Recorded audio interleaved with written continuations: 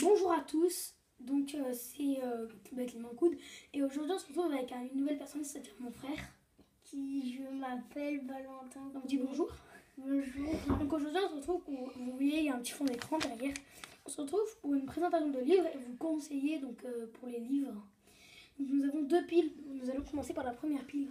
Donc le premier livre est un livre qui se nomme Nico à quoi vous jouez. Donc c'est un livre. Donc on va tout dire sur ce livre. Donc les deux auteurs c'est Hubert Ben Kemoun et Régis Faller.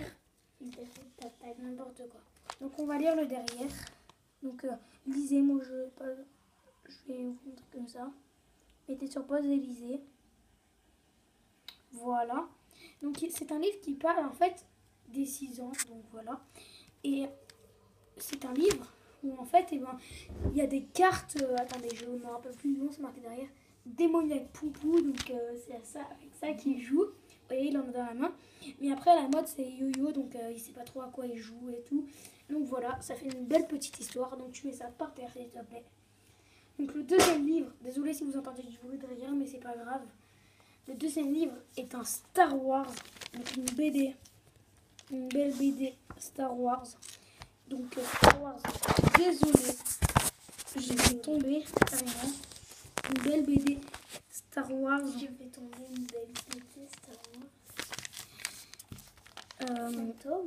La menace fantôme. Donc voilà, c'est une BD, une très très belle BD. C'est l'épisode 1 comme vous pouvez voir marqué là. C'est une très très belle BD. Donc j'ai commencé à la lire, mais je ne l'ai pas finie. Donc voilà, je peux mettre ça par terre. Le troisième livre que nous avons s'appelle Le perroquet et son trésor. Donc c'est un livre dont je ne sais pas de quoi il parle parce que je ne l'ai pas encore lu, mais on a voulu vous montrer donc la famille HLM. Voilà. Donc Le perroquet et son trésor par Paul Jacques Bonzo. Voilà, donc ça a l'air d'être un très beau livre, donc un gros livre hein, comme vous pouvez le constater. Donc lisez. Voilà. Le quatrième livre que nous avons, c'est Je ne veux pas aller au tableau. Donc c'est un livre de la collection Première Lecture avec Daniel Fossette et Véronique Boiry.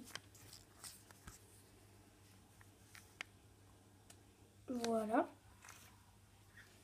Donc ensuite nous avons un livre qui n'est pas vraiment un livre car c'est un livre qui s'appelle Mon petit Cézanne. Donc c'est avec toutes les peintures de Cézanne. Regardez par exemple cette peinture, vous voyez. Donc c'est un livre, mais il n'y a pas de derrière, c'est marqué ça. Une petite monographie tout en couleur. Voilà. Donc c'est un très beau livre. Donc après nous passons aux livres qui sont plutôt gros. Donc dans les chairs de poule, les Géronimo Stilton, vous savez. Donc on va commencer par les Géronimo Stilton. Mais non, on commence par les chairs de poule. C'est pareil. C'est pour ça que j'ai mis Donc la le premier livre. Mais non, c'est pas grave, c'est pas grave. Le premier livre, Géronimo Stilton, Opération Planétone. Voilà. Voilà, donc lisez le derrière, lisez le derrière. C'est un peu gros. Donc on vous le conseille, hein. On vous le conseille. Ouais. Il est bien.